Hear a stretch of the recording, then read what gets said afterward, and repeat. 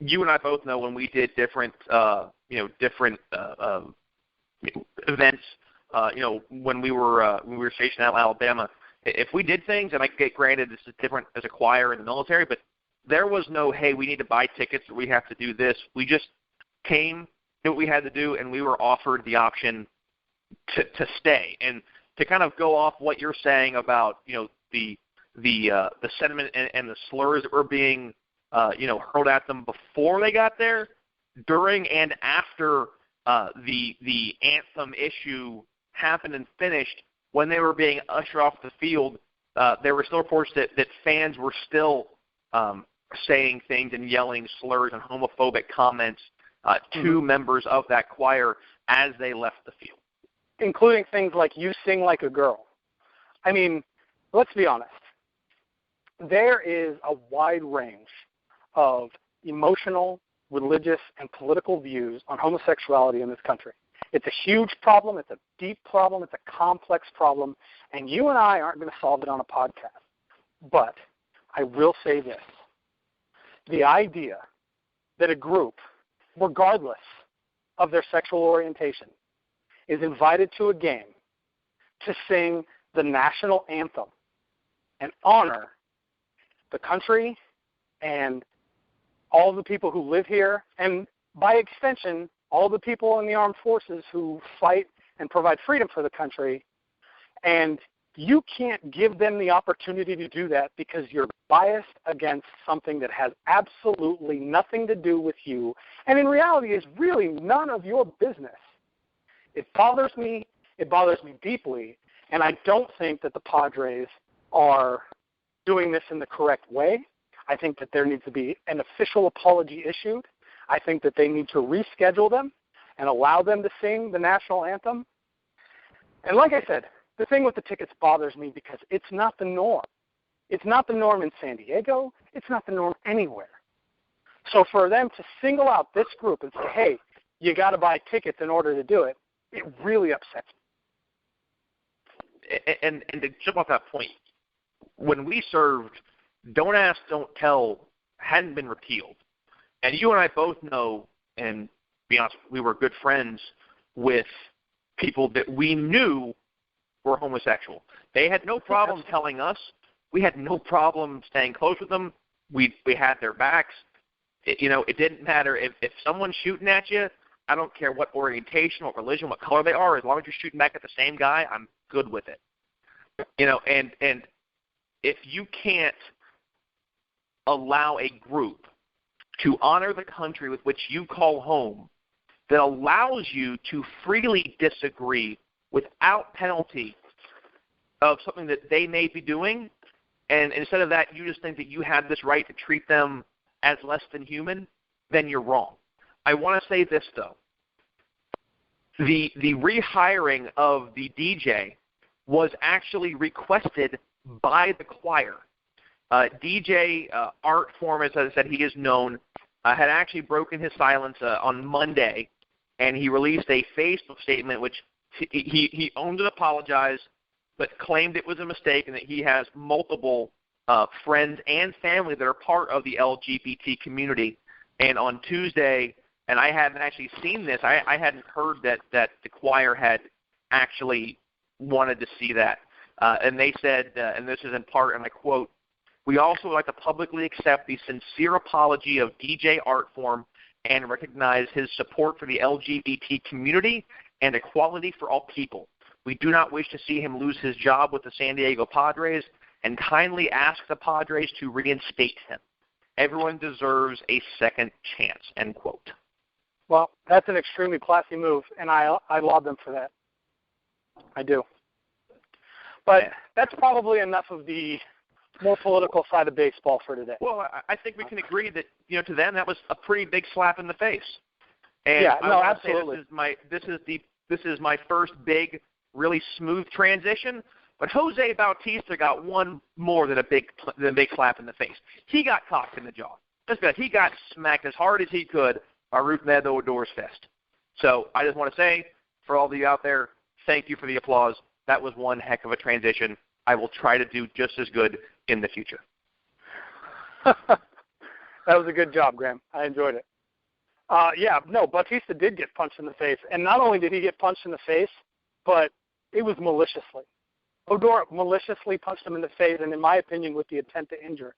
And you can call me out on that if you want, like I said, or like Graham said several times, we're on Twitter at OOLeftField, or you can reach us on email at ooleftfield@gmail.com, and you can argue at that point with me. But in my opinion, Odor moved Bautista to the farthest reach of his arm, and then swung where he knew that the damage done would be the greatest. And I'm going to back you on this point because the biggest thing I saw is when he gave Bautista the two-handed shove, and I didn't see words exchanged between them. When Bautista came back up, he got a hand back in the chest, kept him at arm's length. That arm was already cocked back, ready to go, and he unleashed it. So I'm going to go with it was malicious and premeditated. And what drives me nuts is, A, he only gets 8 games, and now, after his appeal has been heard, it's been reduced to only a 7-game suspension. And what's even more upsetting about that is the fact that Bautista got suspended at all. The fact that Bautista has to appeal in a suspension in this situation is appalling to me. Because if you look at the tape, Bautista didn't do anything with malicious intent. Did he slide late? Yes. Did he slide into Odor? No. He slid past the back. I will give you that 100 times, but you can never convince me that he did it with the intent to injure Odor. He didn't hit his plant leg. He didn't go in spikes first. Nothing he did was really with an intent to injure. And that is the rule that he is being charged with breaking and has been suspended for. So he's being charged for his intent. Here's what drives me nuts, and I read this today, and I hadn't heard this coming from any of the MLB reporters or commentators, and I saw this today, and it kind of set me off because I'm fine with the interference. I think the entire thing was Bush League.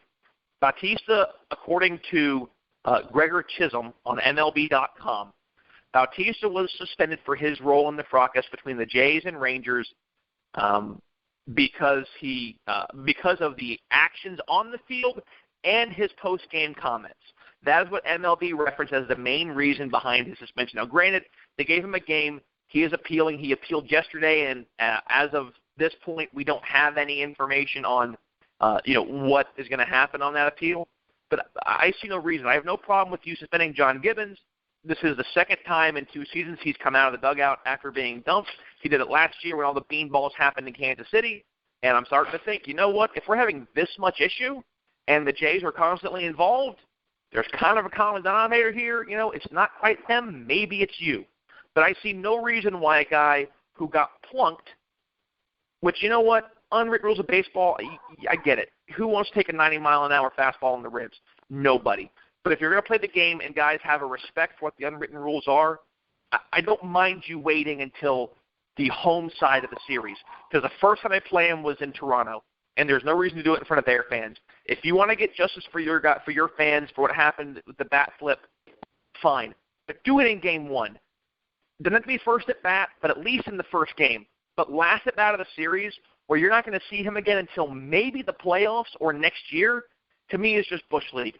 Do it. Get it out of the way, move on, bury the hatchet, but you don't do it when there's no more recourse and everything all of a sudden there's this huge bad blood sitting there. Let the issues die on the field for 2 more games.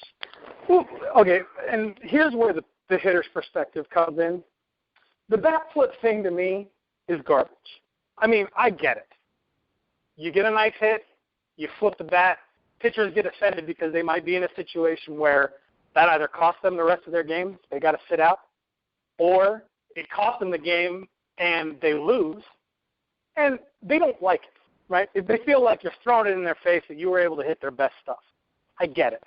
However, that to me doesn't justify intentionally hitting someone. And as a hitter, I hate it. I got punked plenty of times in my life because I like to watch long balls, and I like to flip my bat when I hit something that's the best thing that pitcher's ever going to throw to me. And I offended people, and I got plunked for it. Did I like it? No. Do I think it's okay? Absolutely not. And what even more bothers me on that is, I get you could have issued warnings at that point, and I think they actually did once everything happened because of the way that everything kind of came together. But it's one of those, I guess maybe they thought that it was dead. But how often do we see home runs hit where it isn't just, man, he went down and got that pitch and launched it? Yes, it happens. Granted, I'm not discounting anything a hitter does, because God knows, you put me in a box, someone throw a 90, I'm probably backing out. There's a big difference in having a catcher there to stop the dang thing and me just saying, hey, I'm going to swing a round bat and a round ball and hope it goes somewhere. But more often than not, it's a pitcher who missed his spot. So whose fault is it that ball is going 400-plus feet over the fence? Yeah. You make I most agree. of what It's you the got. pitcher's fault. And I think that's really what pitchers get offended by, is they missed a spot, they made a mistake, and now the guy's laughing at them for it. Now, I understand that pitchers' tender ego is at stake here, and that they get offended by these things. But in my opinion, pitchers are like quarterbacks. They're prima donna babies who get offended by every little thing, and nobody's allowed to touch them. So you plunk a guy because he flipped a bat at you. In the National League, you have to remember, you got to get in that box too. And I'm going to throw this at you just to make you seize, because I know we're about to move on. But one of the biggest guys who acts that way is your boy Mad Bum. I know. You won't get any argument from me about that. Madison Bumgarner is a prima donna, but guess what? Madison Bumgarner has the arm and the ERA to back it up. Oh, let's not forget a couple of rings. Oh, yeah. And let's not forget that best performance ever in a World Series. Guys, reminder, hit us up on Twitter at OOLeftField or OOLeftField@gmail.com. We were going to get to this, but actually I want to throw this out there to you who are listening, and we appreciate you jumping in for our first broadcast here out of left field. What if Odor had broken Bautista's jaw? What if he had caused him injury that was going to put him out for an extended period of time? Do you think suspension would have been only 8 games? Would it have been more? How many more do you think it would have been? Hit us up on Twitter at OOLeftField or OOLeftField@gmail.com on the email side. We want to hear what you're going to say. Tune in next week, because we're going to take a look at some of those responses and come back to it. Because also by that time, we should have the results of Bautista's appeal and figure out what's going to happen there.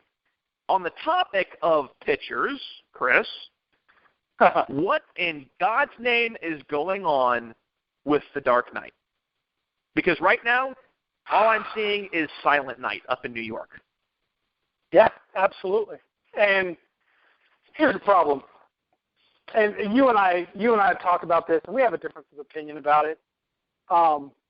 In my mind, the guy was hurt, and he felt that the only way that he was going to be able to come back is if he came back full force and earned a spot in the rotation again.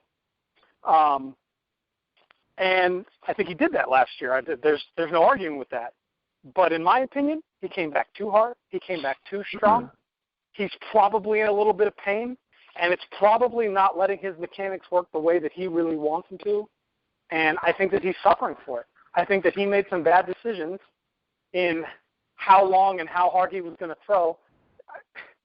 Listen, guy comes off Tommy John surgery and then plays an entire season all out as hard as he can, and then throws over 100 pitches in the Game 5 of the World Series. 189 and 1/3 innings pitched last year, to your point. Yeah, I don't see that as being the best idea. And to be honest with you, I think he's suffering for it right now.